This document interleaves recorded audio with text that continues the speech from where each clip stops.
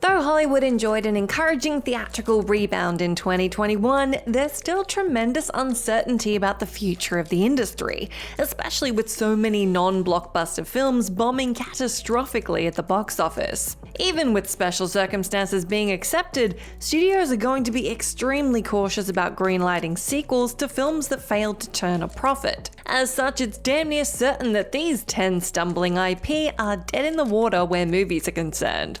I'm Jess from What Culture, and here are 10 movie franchises that died in 2021. Number 10. Kingsman. The Kingsman franchise sure has had a fascinating journey. Matthew Vaughn's original 2015 entry was a surprise box office smash, grossing over $400 million worldwide amid largely positive reviews. As such, expectations were high for the 2017 sequel, Kingsman: The Golden Circle, which, while grossing almost exactly as much as its predecessor, received wildly mixed reviews from critics and fans alike. Rather than follow it up with a direct threequel, however, Vaughn put together The Kingsman, a prequel set during World War I. Despite being filmed in early to mid-2019 with the intent of releasing in November of that year, it ultimately didn't come to cinemas until the very end of 2021, having suffered several suspicious delays before the pandemic even took hold. As the film lingered in post-production limbo, audience interest in the prequel began to cool, with many ultimately coming to wonder why Vaughn even bothered with a prequel at all. With hype at an all-time low on the eve of release, in addition to the rise of the Omicron variant and stiff competition from Spider-Man: No Way Home and The Matrix Resurrections, it's little surprise that The Kingsman was a catastrophic financial failure, alongside mixed reviews. Though Matthew Vaughn insisted pre-release that a sequel to The Golden Circle, Kingsman: The Blue Blood, is due to begin filming in September, it's incredibly difficult to believe this given the disastrous commercial performance of The Kingsman. Number 9. Space Jam. As soon as Space Jam: A New Legacy was announced, many considered whether Space Jam really needed to be a franchise at all. The original 1996 live-action animated hybrid is an iconic sports comedy for sure, and was a solid commercial success at that. But it's also so fundamentally a product of its era that giving it the soft reboot/standalone sequel treatment seemed like a desperate prospect at best. Even with LeBron James starring and Black Panther's Ryan Coogler producing, the stonking $150 million budget implied to many that Warner Bros. Was colossally overestimating the wider pop culture appeal of Space Jam. Though Warner Bros. Was clearly hoping that the film would kickstart a new run of Space Jam movies, A New Legacy grossed just $162.8 million worldwide, in step with predominantly negative reviews. Even factoring in both the effects of the pandemic and its same-date HBO Max release, that's pretty appalling. Number 8. Resident Evil. Oh, we so wanted the new Resident Evil film to be good, but it just wasn't at all, even a little bit. It's still totally shocking that Paul W.S. Anderson's original Resident Evil franchise had enough commercial longevity to produce 6 films that generated over $1.2 billion at the box office, despite almost all of them being not very good or faithful at all, but boy were they fun. Mere months after the release of 2017's Resident Evil: The Final Chapter, a reboot was announced which eventually became Resident Evil: Welcome to Raccoon City. Touted as a more modest, lower budgeted, and source-faithful adaptation of the video game series, the promise spoke for itself that writer-director Johannes Roberts from The Strangers Pray at Night and his decent cast could satisfy those who felt the Anderson movies disrespected their inspiration. Though Welcome to Raccoon City gets a few points for some of its cool sets and its portrayal of Claire Redfield in particular, it was largely panned by critics for its terrible script and disappointing lack of even basic suspense. But bad reviews haven't ever stopped a Resident Evil movie from making bank before,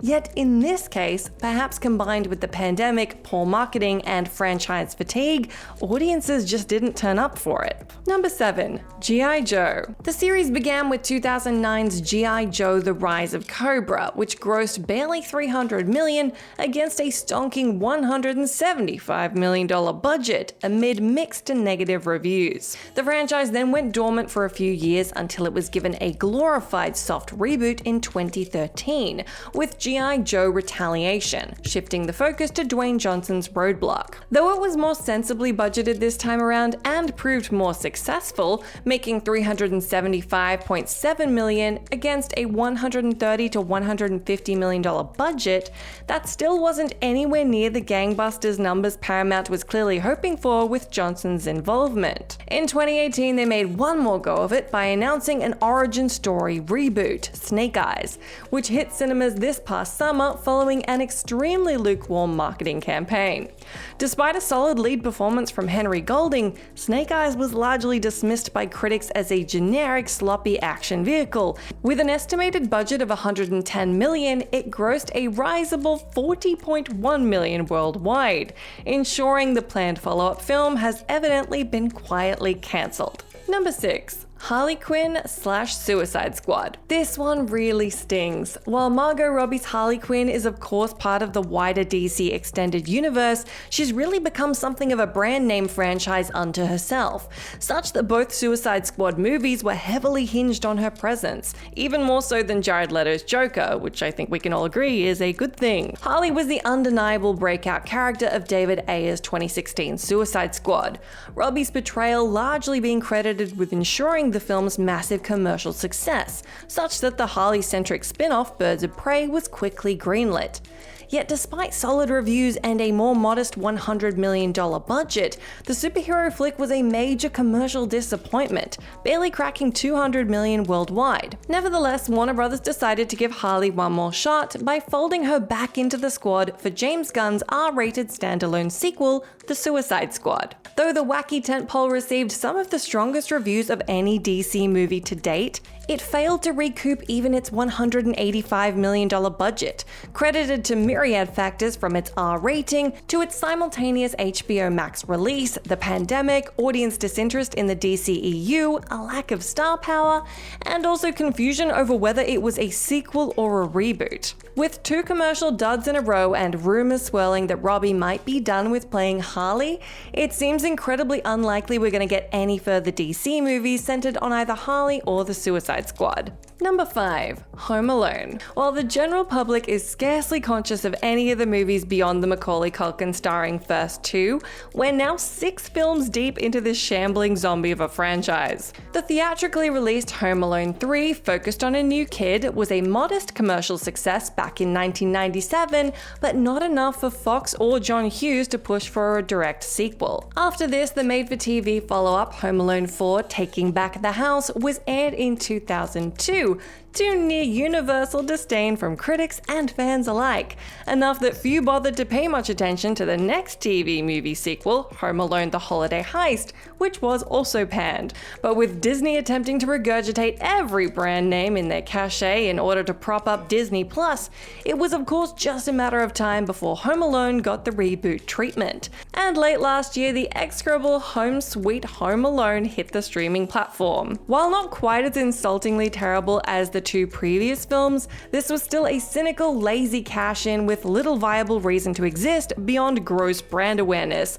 resulting in a brutal critical drubbing. Number 4. The HITMAN'S Bodyguard. Nobody was expecting much from The Hitman's Bodyguard when it hit cinemas in the summer of 2017, and while hardly a smash hit, it was a modest commercial success in spite of mixed reviews. With Ryan Reynolds' popularity at an all-time high, Lionsgate decided to roll the dice on a sequel, the amusingly titled The Hitman's Wife's Bodyguard, which was released this past summer. Despite the fun of Reynolds and Jackson's chemistry and the welcome beefing up of Salma Hayek's role, critics and audiences alike were fairly indifferent to the forgettable sequel, which just barely recouped its $70 million budget. Given that Lionsgate was clearly banking on The Hitman's Bodyguard becoming a franchise they could milk as long as the box office grosses remained healthy, the second film's financial failure basically represents a hard stop for the series. As much as director Patrick Hughes has expressed enthusiasm for a third film, which the recent sequel certainly sets up, the numbers just don't add up. Its goose is cooked. Number 3. Paranormal Activity. Love it or hate it, Paranormal Activity has been one of the horror genre's most impressive and unexpected success stories of the last 20 years. Between 2009 and 2015, the series' original run of 6 movies grossed $890.5 million on a combined budget of $28 million, representing a frankly phenomenal return on investment. Even though the franchise wrapped up with the critically reviled 3D finale, Paranormal Activity: The Ghost Dimension, in 2019, Paramount decided the series was fit for the reboot treatment. Despite originally being intended for a theatrical release, Paramount ultimately decided to release the 7th movie, Paranormal Activity: Next of Kin, direct to their Paramount Plus streaming service. But much like Home Sweet Home Alone, largely negative reviews and a lack of public viewership figures seem to suggest that Next of Kin wasn't the surging rejuvenation of the franchise Paramount was expecting.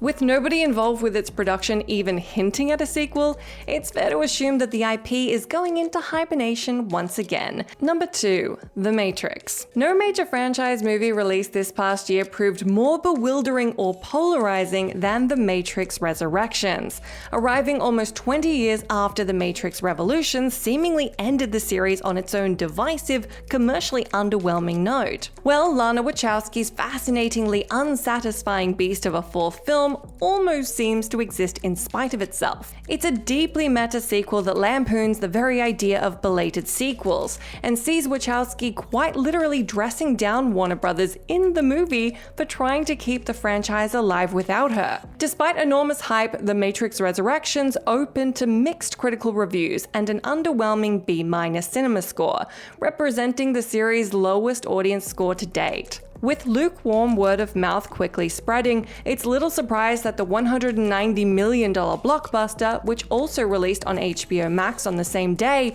fell far short of financial expectations, and is set to become one of the biggest box office bombs of the last few years. Yet given that Wachowski insists this will be her final Matrix film, it's perhaps fitting that she most likely killed off the IP for good, ensuring that Warner Brothers won't want to roll the dice on The Matrix anytime soon. Number 1.